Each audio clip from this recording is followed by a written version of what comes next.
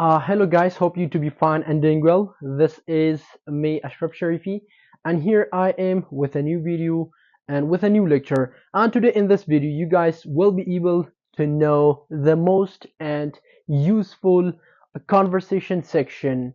بیا هم تاسو ته ښه راغلاست وایم. زموږ د نن ورځ د درس موضوع ده English talking انګلیسي خبرې اترې. لکه څنګه چې موږ د ګرامر برخه لرو، د لغاتو برخه لرو، همداشانته د ګرامر برخه ده. ورسره د کې د 4000 لغاتو برخه ده. یو برخه زمونږ د دې درس د دې کورس څخه په چینل کې چې نشریږي هغه ده انګلیش ټاکینګ، یعنی د انګلیسي خبرې اترې کول چې تاسو باید څنګه د یو چا سره خبرې وکړئ. دا هم تر ټولو مهمه ده. راځئ چې نن د دې درس پیل واخلو. یو څو مهم بعضې ځای ما پوښتنې کړي دي، جوابونه هم ورسره شته دي چې هغه ډیر البت اړین دي. نمبر 1 کې موږ تاسو لرو who are you. Who are you؟ کوم فکر کړی ما تاسو ته همیش ویل دي کله چې W له H سره یو ځای راسي نو W هرګز په بعضې وخت کې ساکن راځي له WH سره. صحیح سو؟ مثلا who are you؟ تاسو څوک یئ؟ صحیح سو؟ who are you؟ یو نفر پوښتنه ترې کوي who are you؟ تاسو څوک یئ؟ صحیح سو؟ یا مثلا تاته یو څوک زنګ کوي او ته نه پېژنې، ته ورته ویلی شي که نه who are you؟ تاسو څوک یئ؟ نو دی ورته وایي I am محمود، زه محمود یم. یا ویلی سي I am احمد، یا ویلی سي I am خپل نوم واخلي د پلار نوم سره او هر قسم.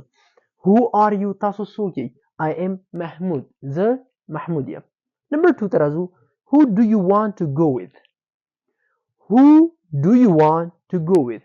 یعنی ته د چا سره غواړې چې لاړ شې. صحیح سو؟ په یو مجلس کې یو ځای کې ناست یې او هغه وایي زه ځم.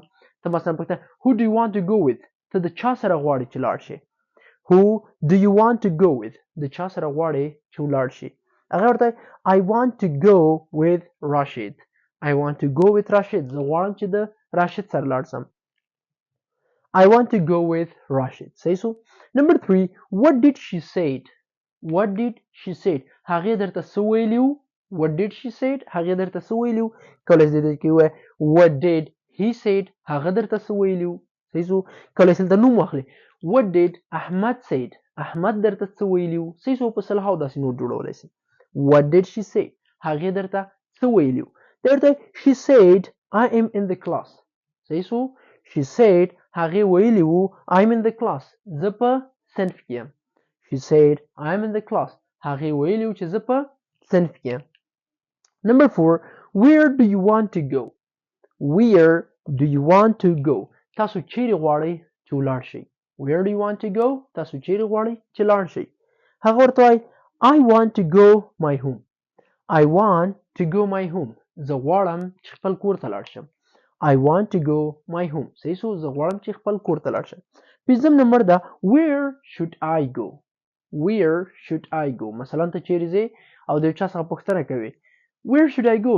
زه باید چیرې لاړ شم. یا په داخل کې څوک تاته وایي چې ته لاړ شه. ته مثلا ورته وایې Where should I go؟ زه چیرې لاړ شم. که چیرې ته د یو چا څخه د ادرس په اړه باندې مثلا وایې چې زه چیرې لاړ شم او دی درته مثلا وایي Go straight، مخامخ لاړ شه.